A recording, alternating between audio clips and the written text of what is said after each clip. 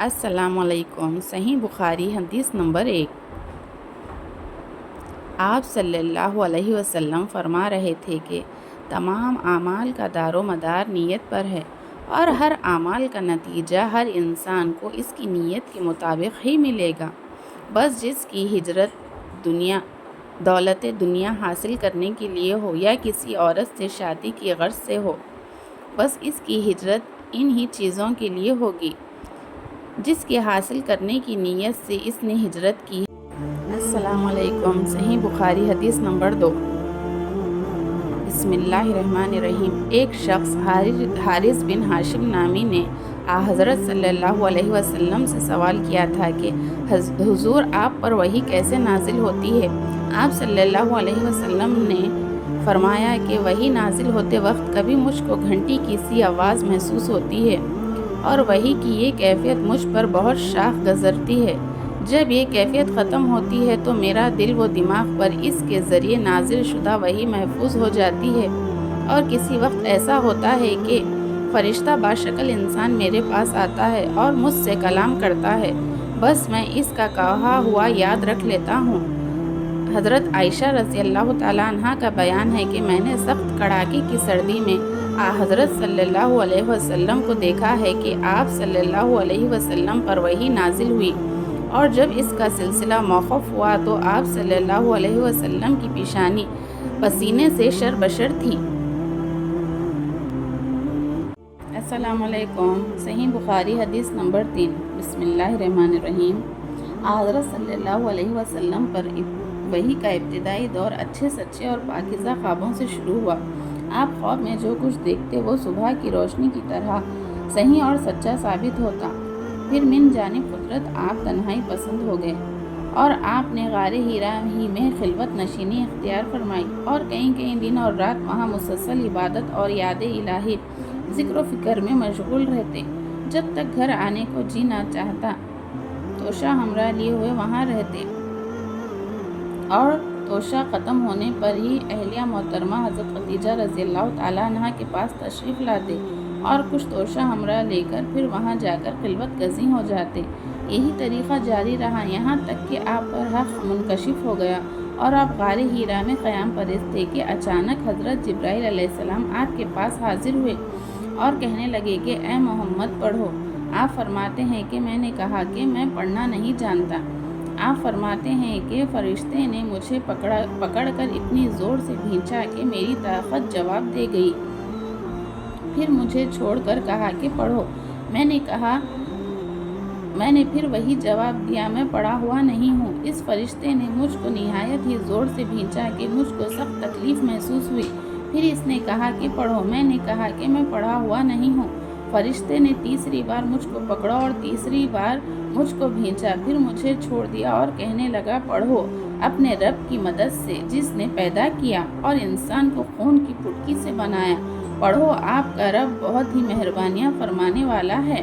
بس یہی آیتیں آپ حضرت جبرائیل علیہ السلام سے سن کر اس حالت میں غار حرا سے واپس ہوئے کہ آپ کا دل اس انوکھے واقعے سے کانپ رہا تھا۔ آپ حضرت خدیجہ کے پاس تشریف لائے اور فرمایا کہ مجھے کمبل اڑا دو، مجھے کمبل اڑا دو۔ لوگوں نے آپ کو کمبل اڑا دیا۔ جب آپ کا ڈر جاتا رہا تو آپ اپنی زوجہ محترمہ حضرت خدیجہ رضی اللہ تعالیٰ عنہ کو تفصیل کے ساتھ یہ واقعہ سنایا اور فرمانے لگے کہ مجھ کو اب اپنی جان کا خوف ہو گیا ہے۔ آپ کی اہلیہ حضرت خدیجہ رضی اللہ تعالیٰ عنہ نے آپ کی دھڑس بندھائی اور کہا کہ آپ کا خیال صحیح نہیں ہے، خدا کی قسم آپ کو اللہ کبھی رسوا نہیں کرے گا۔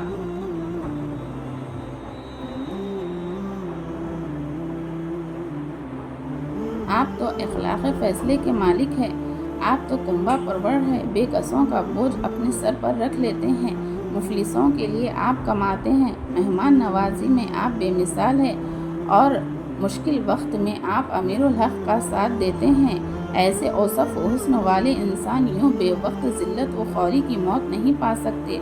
پھر مزید تسلی کے لیے حضرت خدیجہ رضی اللہ تعالیٰ عنہ آپ کو ورق بن نوفل کے پاس لے گئی، جو ان کے چچا زاد بھائی تھے اور زمانے جہالت میں نصرانی مذہب اختیار کر چکے تھے اور عربانی زبان کے کاتب تھے، چنانچہ انجیل کو بھی حسب منشائے خداوندی عربانی زبان میں لکھا کرتے تھے۔ انجیل سرانی زبان میں نازل ہوئی تھی، پھر اس کا ترجمہ عربانی زبان میں ہوا۔ ورق اس کو لکھتے تھے۔ وہ بہت بوڑھے ہو گئے تھے، یہاں تک کہ ان کی بینائی بھی رخصت ہو چکی تھی۔ حضرت خدیجہ رضی اللہ تعالیٰ عنہ نے ان کے سامنے آپ کی حالت بیان کی اور کہا کہ اے چچا زاد بھائی، اپنے بھتیجے محمد کی زبانی ذرا ان کی کیفیت سن لیجئے۔ وہ بولے کہ بھتیجے، آپ نے جو کچھ دیکھا ہے اس کی تفصیل سناؤ۔ چنانچہ آپ نے اول تا آخر پورا واقعہ سنایا، جسے سن کر وقت بے اختیار ہو کر بول اٹھے کہ یہ تو وحی ناموں میں سے ہے جسے اللہ نے حضرت موسیٰ علیہ السلام پر وحی دے کر بھیجا تھا۔ کاش میں آپ کے اس عہد نبوت کے شروع ہونے پر جوان عمر ہوتا۔ کاش میں اس وقت تک زندہ رہتا جب کہ آپ کی قوم آپ کو اس شہر سے نکال دے گی۔ رسول صلی اللہ علیہ وسلم نے یہ سن کر تعجب سے پوچھا، کیا وہ لوگ مجھ کو نکال دیں گے؟ حالانکہ میں تو ان میں صادق و امین و مقبول ہوں۔ برق بولے، ہاں، یہ سب کچھ سچ ہے، مگر جو شخص بھی آپ کی طرح امیر الحق لے کر آیا ہو، لوگ اس کے دشمن ہی ہو گئے ہیں۔ اگر مجھے آپ کی نبوت کا وہ زمانہ مل جائے تو میں آپ کی پوری مدد کروں گا۔ مگر ورق کچھ دنوں کے بعد انتقال کر گئے، پھر کچھ عرصے تک وحی کی امداد موقوف میں رہی۔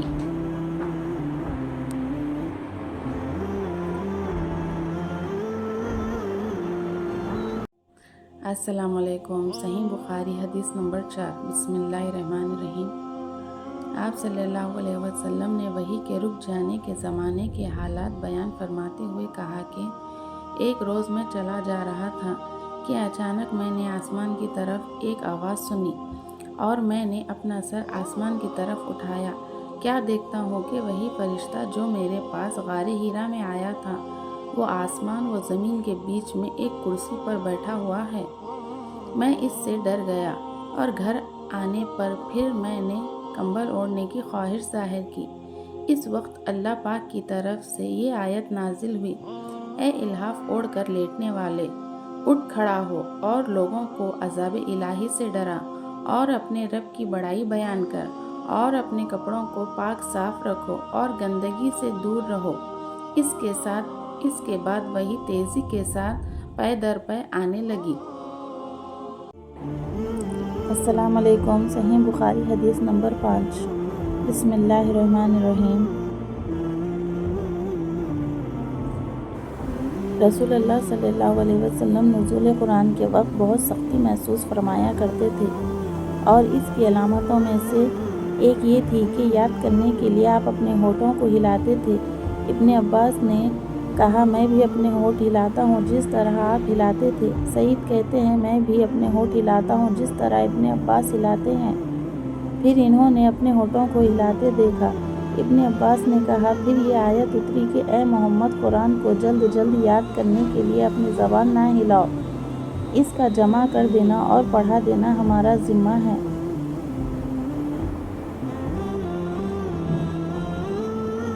حضرت ابن عباس کہتے ہیں کہ یعنی قرآن آپ کے دل میں جمع دینا اور پڑھا دینا ہمارا ذمہ ہے، پھر جب ہم پڑھ چکے تو اس پڑھے ہوئے کی ابتدائی کرو۔ ابن عباس فرماتے ہیں کہ اس کا مطلب ہے کہ آپ اس کو خاموشی کے ساتھ سنتے رہو، اس کے بعد مطلب سمجھا دینا ہمارا ذمہ ہے، پھر یقیناً یہ ہماری ذمہ داری ہے کہ آپ اس کو پڑھو، یعنی اس کو محفوظ کر لو۔